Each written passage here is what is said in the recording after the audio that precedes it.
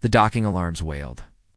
Heavy thuds shook the corridor as boarding clamps bit into the station's hull. The sound of cutting torches hissed through the air.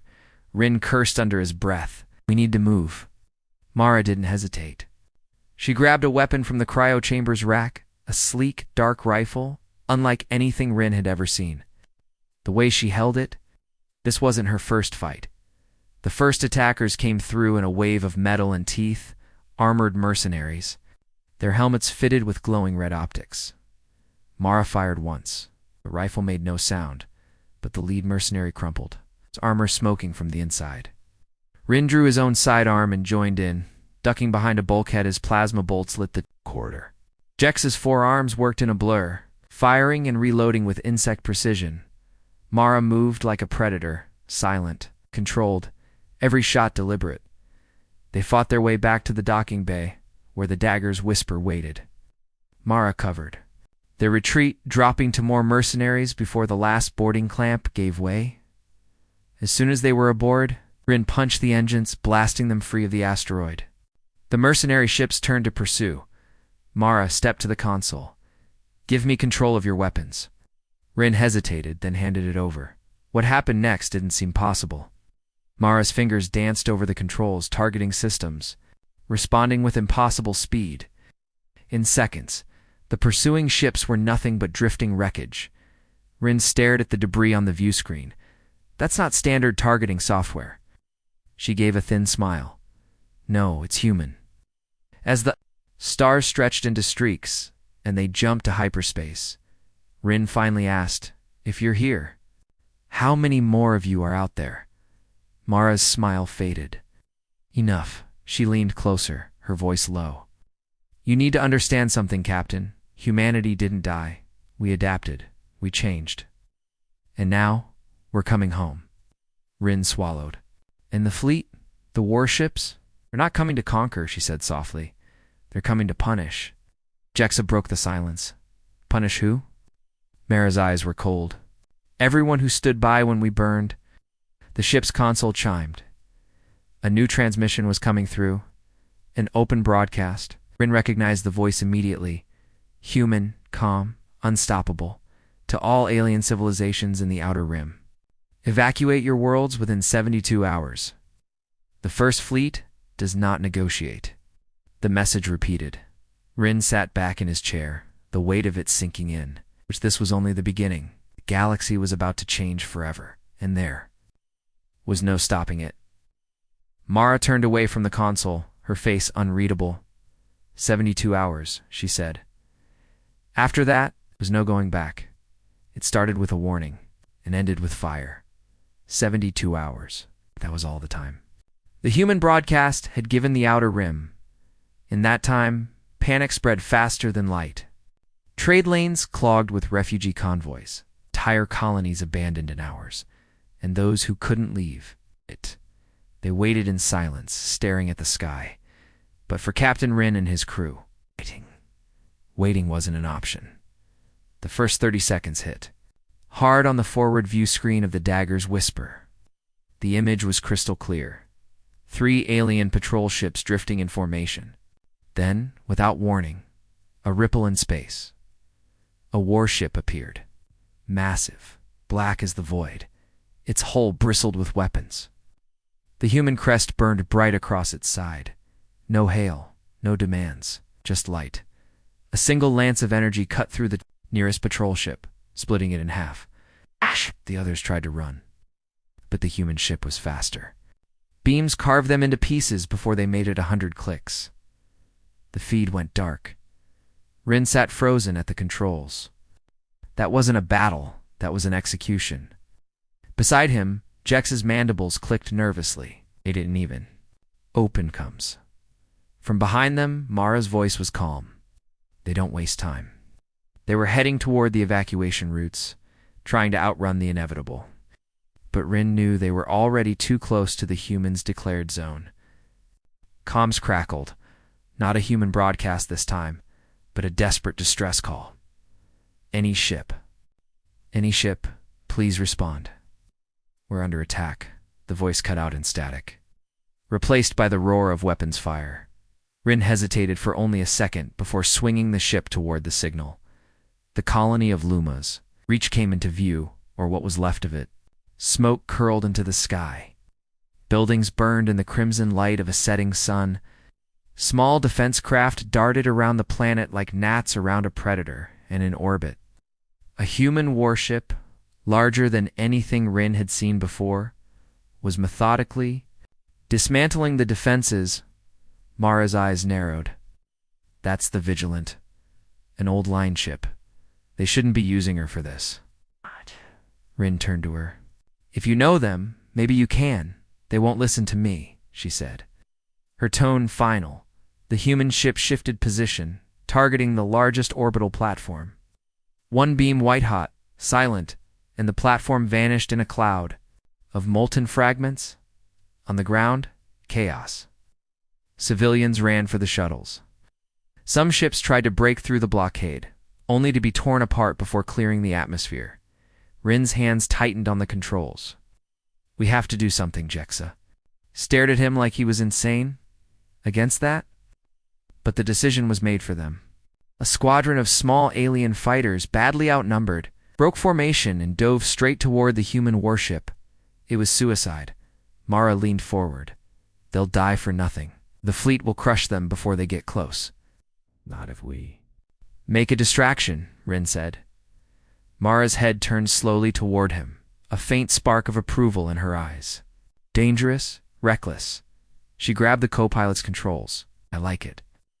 The Dagger's whisper dove toward the planet, its engines screaming in the thin upper atmosphere.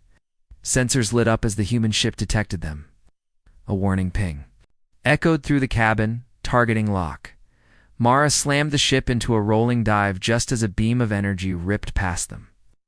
The heat washing over their hull, the alien fighters took the chance. They swarmed the human ship, peppering it with plasma fire. It barely scratched the armor, but it was enough to force the humans to adjust. Now we move, Ryn shouted. The Dagger's whisper shot between two burning defense platforms, straight toward the colony's landing pads. The smell of scorched metal filled the cabin. They landed hard, the ramp dropping before the ship had fully stopped. Civilians were waiting, dozens of them, scared, desperate, clutching whatever they could carry. Ryn's crew waved them aboard. Jexa worked the cargo bay like a machine, directing them into every spare seat, even the storage compartments. Above them, the sky glowed red. The human ship had destroyed the last defense craft. Mara stood at the ramp, watching the heavens. They'll turn on us next. She was right. The ground shook as the Vigilant began targeting the landing pads. Ryn slammed the throttle forward. The Dagger's whisper shot upward, weaving between plumes of fire and collapsing structures, but the humans weren't letting them go that easily. Two smaller craft detached from the Vigilant, sleek interceptors with the same black hull and glowing insignia. They moved like predators, closing fast. Mara took the rear guns. Her shots were precise. But the human pilots were better, anticipating every move. One interceptor clipped their shields, sending a shudder through the ship. Shields won't last long, Jexa called out.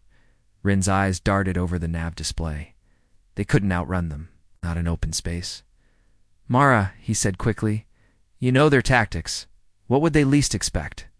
She paused for half a second, then smiled coldly. For us to run at them. Before Ryn could argue, she had already adjusted the course.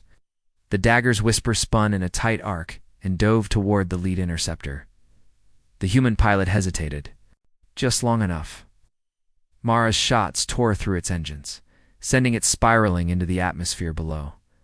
The second interceptor pulled away, but didn't pursue. They're calling in the Vigilant, Mara said grimly. Ryn didn't need telling. Twice. He punched the hyperdrive, and the stars stretched into streaks. When they emerged, the colony was far behind them. But the images burned into Ryn's mind. The precision, the cold efficiency. The way the humans fought not for conquest, but to erase for hours. No one spoke.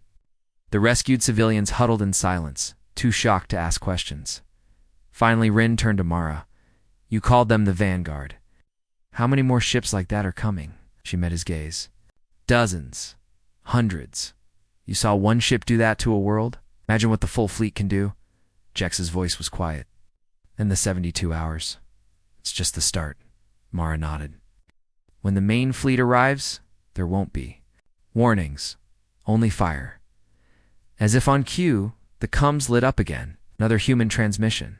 This one wasn't a countdown. It was a list: worlds, systems, targets, and lumas. Reach was only the first. Ryn stared at the list, his stomach turning. His homeworld's name was there, near the top. Mara's voice was almost a whisper.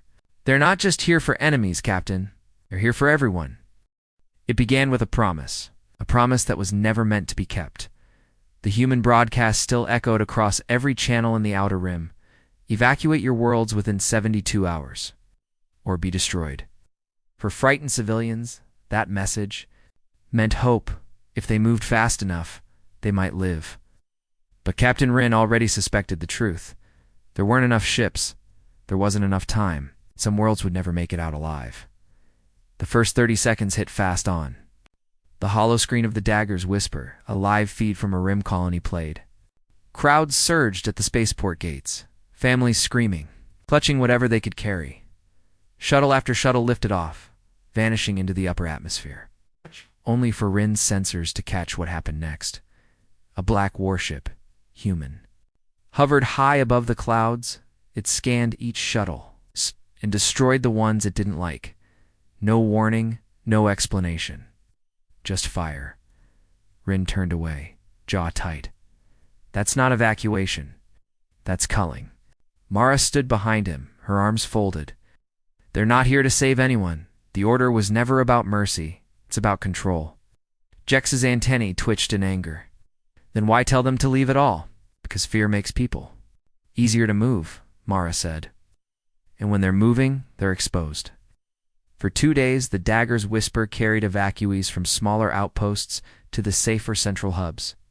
Each trip, Ryn saw more human ships in the void, not in tight battle formations, but scattered. Watching, they didn't always fire. Sometimes they simply let the shuttles pass. Sometimes they didn't. No pattern, no mercy. The rescued civilians whispered rumors, entire fleets vanishing into the silence, planets cut off from all communications before disappearing entirely. On the 3rd day, they reached the central hub world of Vardis. It was chaos. Ships of every shape and size clogged the docks, fighting for a place to land. Refugees spilled into the streets. The air was thick with exhaust and panic. The local governor, an old reptilian named Karvik, met them at the gates. His eyes were sunken, his voice gravelly from sleepless days. You brought more? He asked Ryn.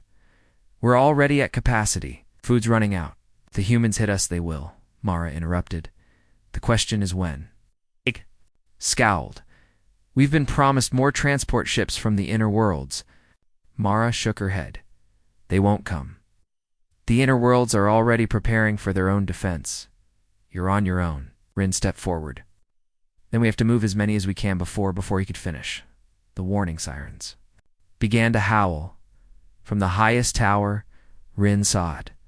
A massive shadow blotting out the stars. A human dreadnought had entered orbit. The panic in the streets turned to hysteria. People shoved, screamed, trampled each other to get to the docks. Karvik's voice shook, there early. The 72 hours aren't up.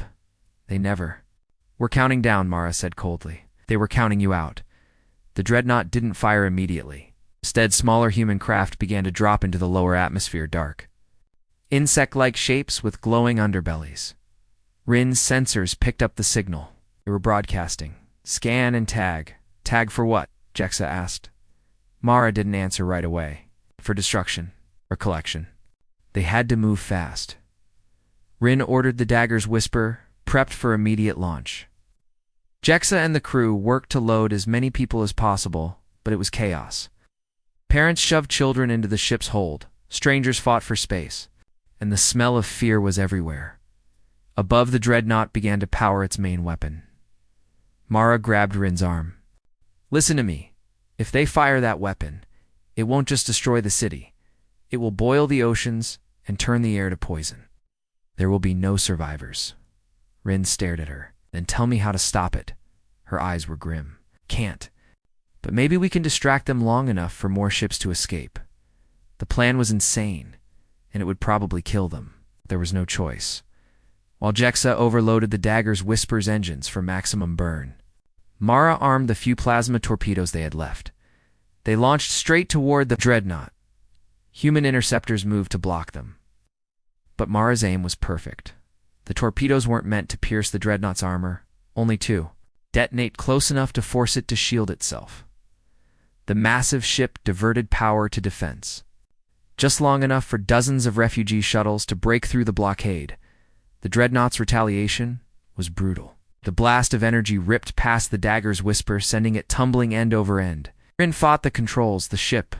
Screaming under the stress, Mara barked orders. Firing at any interceptor that got close, Jexa shouted from the back, "We're losing Engine 3. Seal it off." Ryn yelled. Somehow they broke atmosphere and dove back into the planet's shadow. The dreadnought didn't follow. It had bigger prey now, turning its guns on the remaining ships still on the surface. From orbit, Ryn saw the first blast hit the city. A white flare, and nothing but smoke and molten ruin. He turned away. Hours later, they were drifting in deep space, the rescued civilians silent in the cargo bay. Ryn finally spoke. That wasn't an evacuation. It was a lie. A way to make the galaxy move where they wanted. Mara's face was unreadable, and they'll keep doing it, system by system, until no one can stand against them. Jexa looked from one to the other. Then what do we do? Ryn didn't answer immediately. He looked out at the stars, his mind turning over the same thought again and again. If the humans could twist fear into a weapon, maybe it was time someone turned it back on them. Cliffhanger. A faint ping came from the comms. Another human transmission, but this one wasn't a general broadcast. It was addressed directly to Captain Ryn. It started with a whisper. Not in the streets, not in the markets, not in any place where voices should live, but inside the ship's comms. Ryn had heard static before, but this was different. Pulsed, almost like a heartbeat. And then, buried inside the static, a voice spoke. Captain Ryn, you have been chosen. The first 30 seconds were already a trap for the mind. Viewers saw Ryn frozen in the dim light of the dagger's Whisper, his crew staring at him as the voice faded. The refugees in the cargo bay shifted nervously. None of them had heard it. The transmission was routed only to the captain's headset. Chosen for what? Ryn whispered back into the mic. There was no answer. Instead, coordinates appeared on the ship's nav display, coordinates deep. Inside the silent zone, a part of space where every ship that entered had vanished without trace. Mara came up beside him, reading the glowing numbers. We're not going there. No one comes back from that place. Ryn's jaw tightened. Maybe no one had a reason to before. For the next hour, the debate burned in the cockpit. Jexa argued that the ship needed repairs, the civilians needed food, and every extra jump meant more risk. But the message was personal. And in his gut, Ryn knew whoever sent it knew more about the humans than any archive, any rumor, any official channel. He set the course. The journey took them through dead sectors, planets without lights, stations drifting empty, airless. They passed through an asteroid field that seemed wrong. The rocks were too smooth, as if something had melted them long ago. On the second day, they'd stopped receiving long-range communications altogether. Not jammed, just gone by the third day. They were alone in the dark. The silent zone didn't look dangerous at first. No glowing anomalies, no storms, no signs of war. But there were no stars. It's not even the faintest pinprick of light in the distance. It was as if they had sailed into a place where the universe itself had been switched off. The crew grew restless. The civilians huddled close together, whispering about ghost ships and cursed systems. Then, the beacons appeared. Dozens of them, small, glowing spheres drifting in space. They pulsed in a slow rhythm, each beat sending a vibration through the ship's hull. Ryn approached one carefully. The beacon was covered in strange carvings, almost like letters, but in no language he recognized. When the scanner swept over, the carvings shifted, rearranging into human texts. FOLOW, the beacons led them deeper. Every few minutes, the other one appeared, guiding them like breadcrumbs. Ryn couldn't shake the feeling that they were being drawn into a trap, but the alternative was turning back into total darkness. Mara kept her eyes on the weapon systems. Jexa monitored the engines. Every instinct screamed run, but the coordinates burned in Ryn's mind like fire. Finally, the last beacon pulsed brighter, and they saw it. A station, not alien, not improvised. Human. It was massive, a dark, angular fortress floating in the void. With no running lights and no visible activity, the docking clamps engaged automatically as they approached. The station's airlock opened before they even requested entry. That's not creepy at all, Jexa muttered. Ryn took Mara and 2 others with him, leaving the rest to guard the ship. The moment they stepped inside, they felt it: gravity, air, warmth. The place wasn't abandoned, it was waiting. Lights flickered on as they moved down the corridors, revealing metal walls covered in human insignias. Some ancient, some fresh. Then they heard it, the same heartbeat pulse, from the transmission. Louder now, coming from deep within, they followed it into a large chamber. There, in the center, stood a single figure, a human, older, with silver hair and a weathered face. His eyes locked on Ryn, and for a long moment no one spoke. Then he smiled faintly. "You made it." Ryn stepped forward. "You're supposed to be extinct," the man chuckled. "We were supposed to be forgotten. Extinct is just the story they told you." "Who's they?" Mara demanded. The man's expression darkened. "The ones you call the human fleet aren't all human." The crew exchanged uneasy glances. "What are you talking about?" Ryn asked. The man began to circle them slowly. "Long ago, humans split. Some stayed true to what we were. Others changed, embraced machines, altered their bodies, turned themselves into something else. They took our ships, our symbols, our history, and made it their weapon." Mara frowned. "And now they're burning worlds." The man nodded. "Because they need to erase every witness. Every scrap of truth. And you've seen too much." The words hit like cold iron. Ryn realized then this wasn't just about war. It was about rewriting history. The man leaned closer. "You've been marked, Captain. The transmission wasn't just an invitation. It was a warning. They know where you are. They're coming." Before Ryn could respond, the station shuddered. The lights flickered. Alarms blared.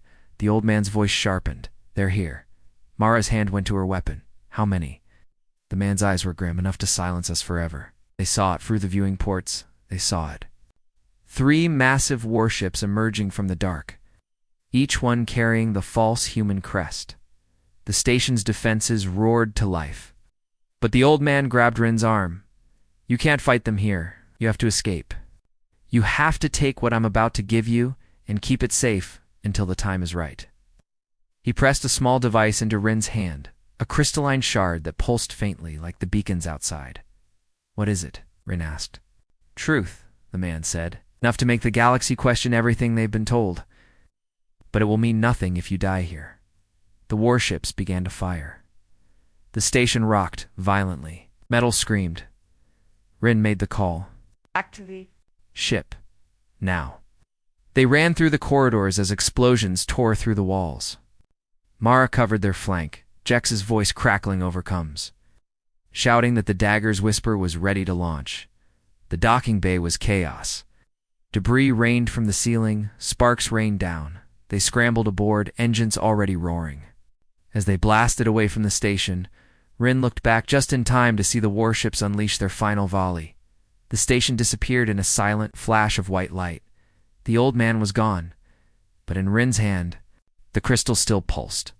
The moment they cleared the silent zone, the crystal projected a hologram into the cockpit, not of a man, but of an entire fleet, a real human fleet, and they were calling for help.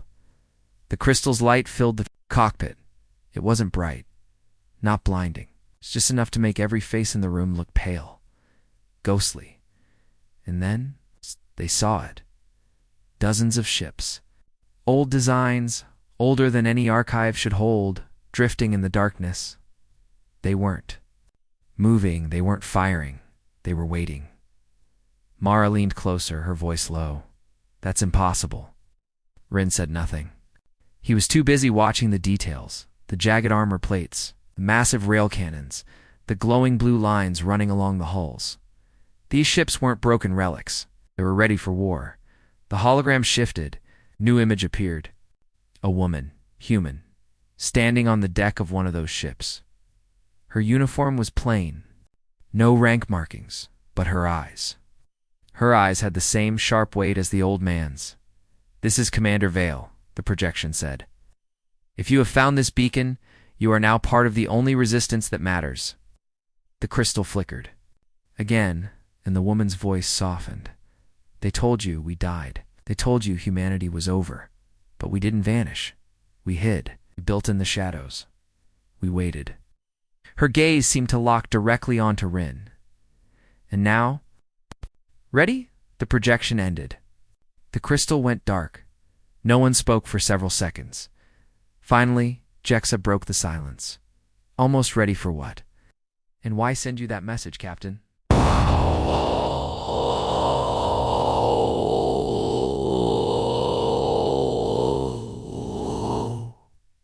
Ryn turned the crystal over in his hand.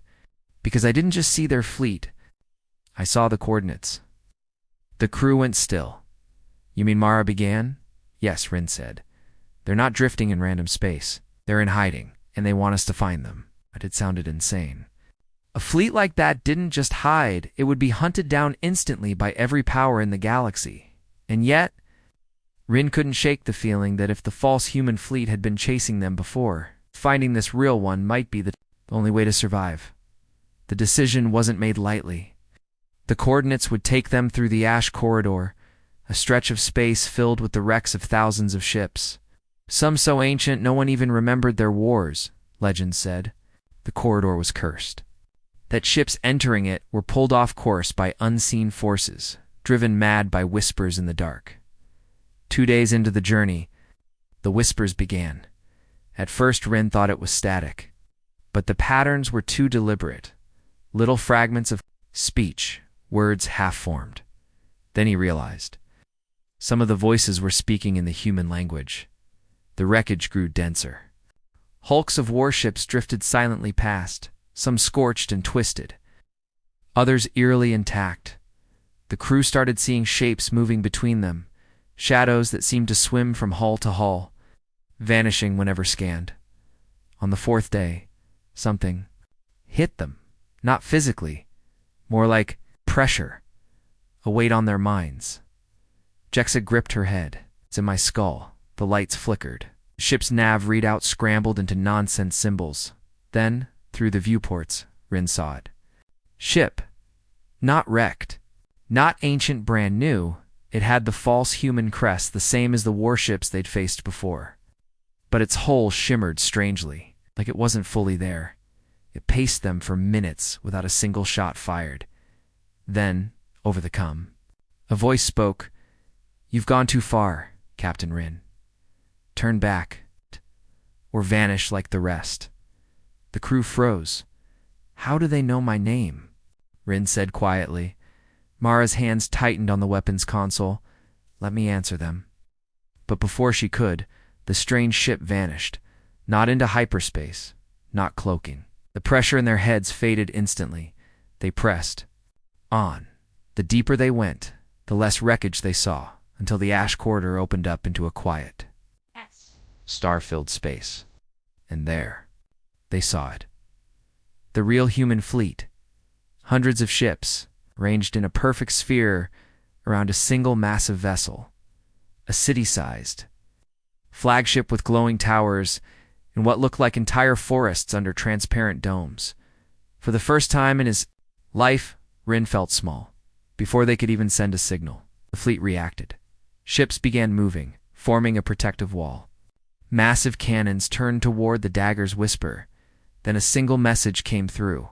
"Identify yourself or be destroyed." Ryn took a deep breath and lifted the crystal. The moment he held it up, the crystal flared with light. The weapons stopped turning, and a single voice came over the com. "Welcome home."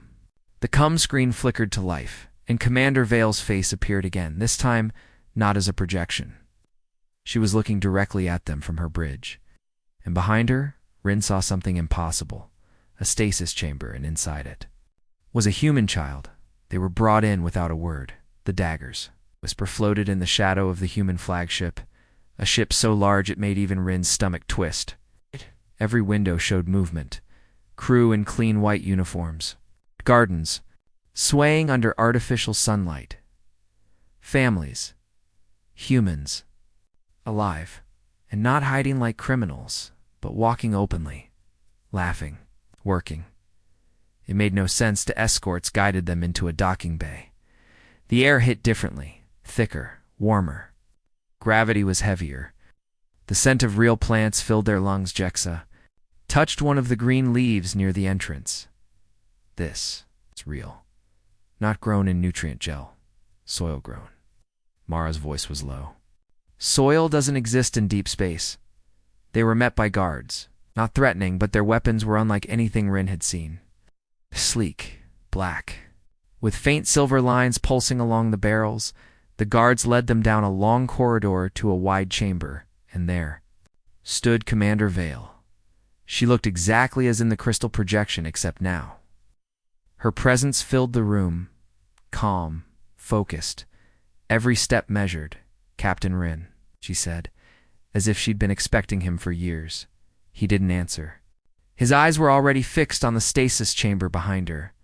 Inside, a small human child floated in suspension, hair dark, skin pale, no older than 6 cycles. Vale noticed where Ryn was looking. "She is why we are still here," the commander said quietly. "And why we have stayed silent?" Ryn's voice was dry. "A child. So that's what you've been guarding? A fleet this size?" "It's not just a child," Vale replied. "She is the seed." The crew exchanged glances. "The seed of what?" Jexa asked. Vale didn't answer immediately. She looked at the child as though memorizing her face. Finally, she spoke. "The galaxy thinks humanity died because of war. They're wrong. We removed ourselves. We hid, because if they knew what we carried, they would never stop hunting us." Her gaze shifted to Ryn. "This child is the firstborn in 2 centuries. She carries something no other human has." "Ever carried?" The room felt colder. Mara stepped forward. "You mean she's a weapon?" Vale's expression didn't change. "She's more than a weapon. She is the key to winning the war before it starts. And someone out there knows she exists." Ryn remembered the false human warship in the ash corridor, the voice warning him to turn back. They weren't just chasing random survivors. They were chasing her. The commander walked closer, lowering her voice so only Ryn could hear.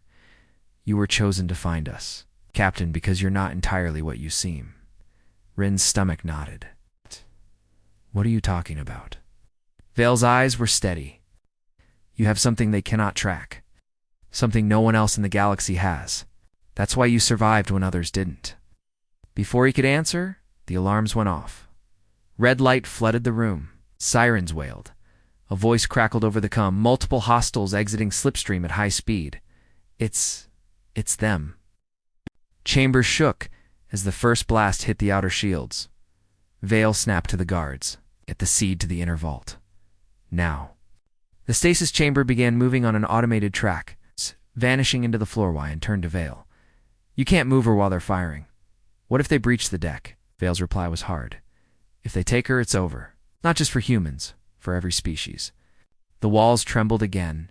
Mara's voice came over Ryn's earpiece.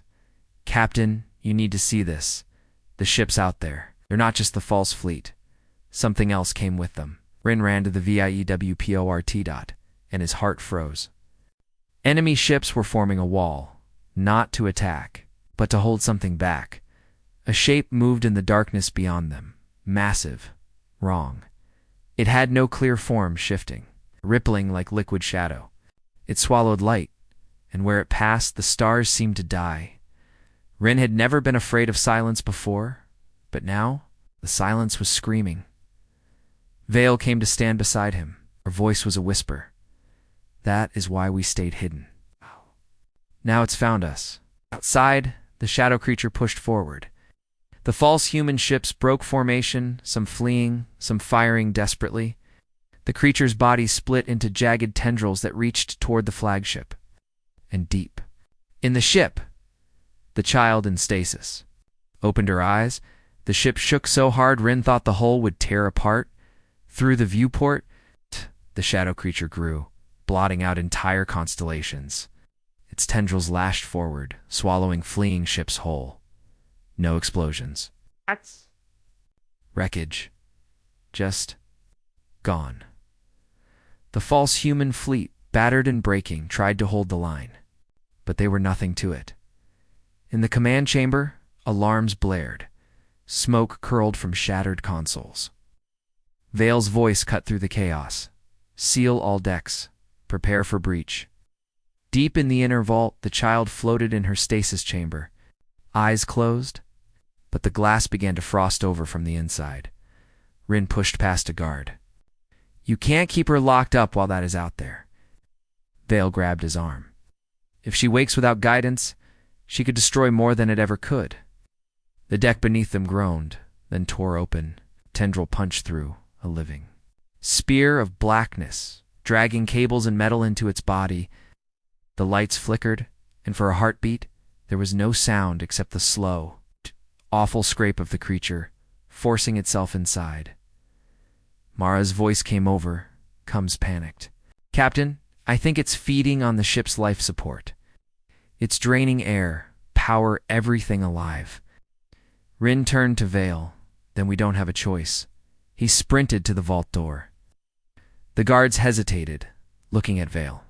She closed her eyes and nodded once. The vault hissed open. The child's eyes were already open now, pale silver glowing faintly in the dim light. She looked at Ryn as though she had always known him. Captain Ryn, she said softly, her voice impossibly calm.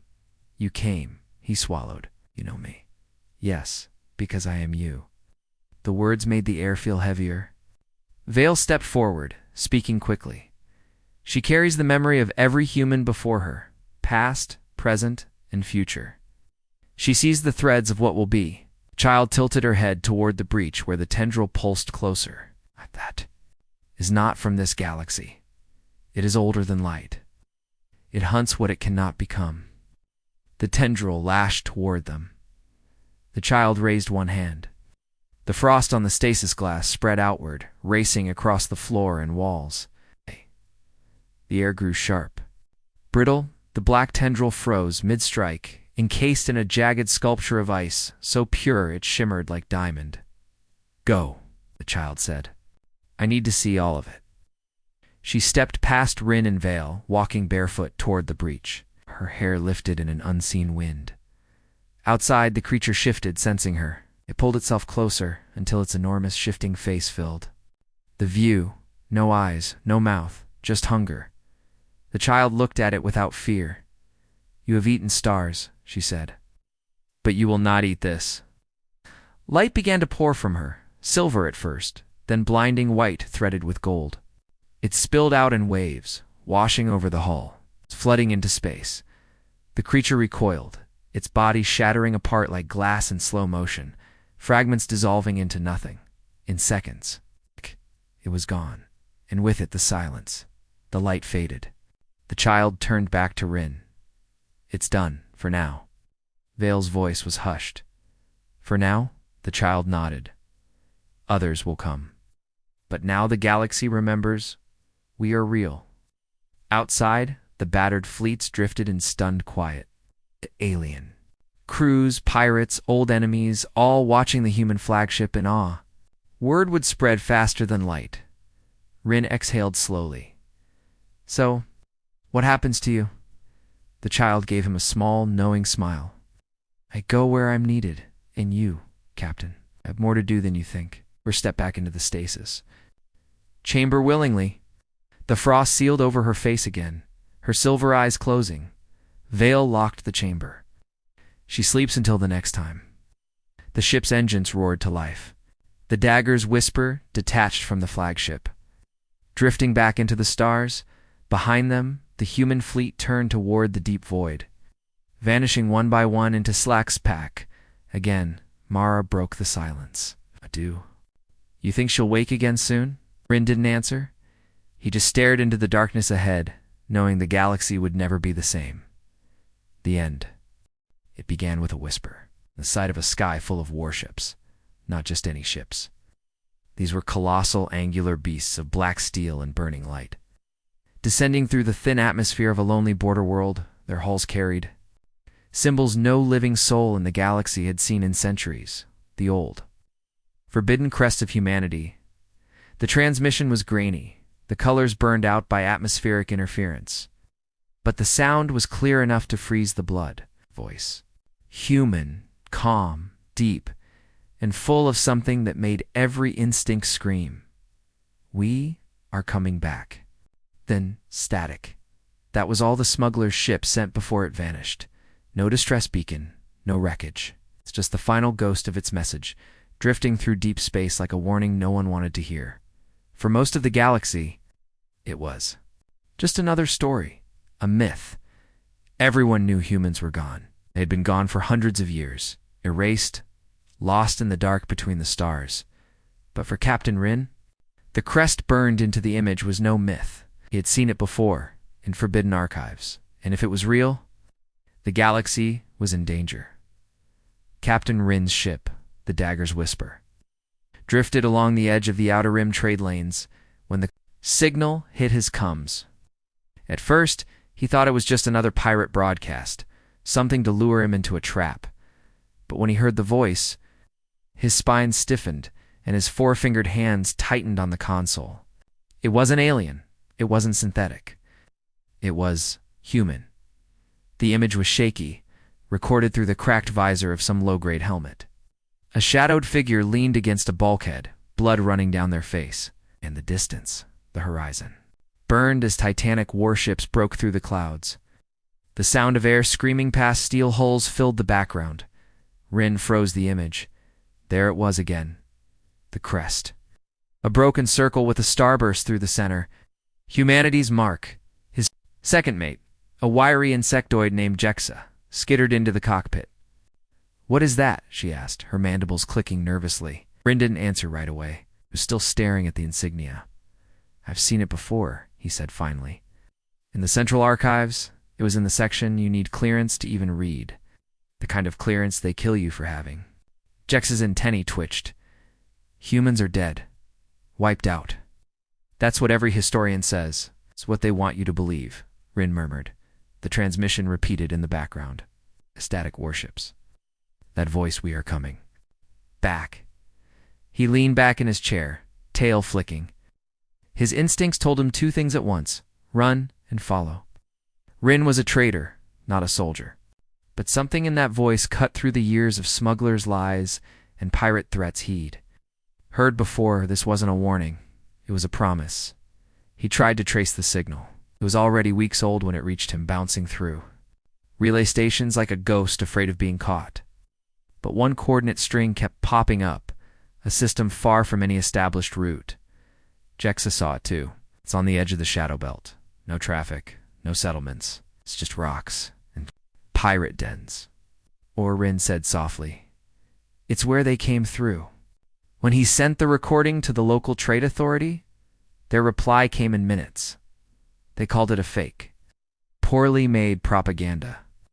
But Ryn noticed the official seal on their message had changed color, a discreet little sign that the communication was being monitored. Someone high up had already heard this, and if they were covering it up... That night, alone in his quarters, Ryn played the transmission again. He slowed it down, cleaned the audio.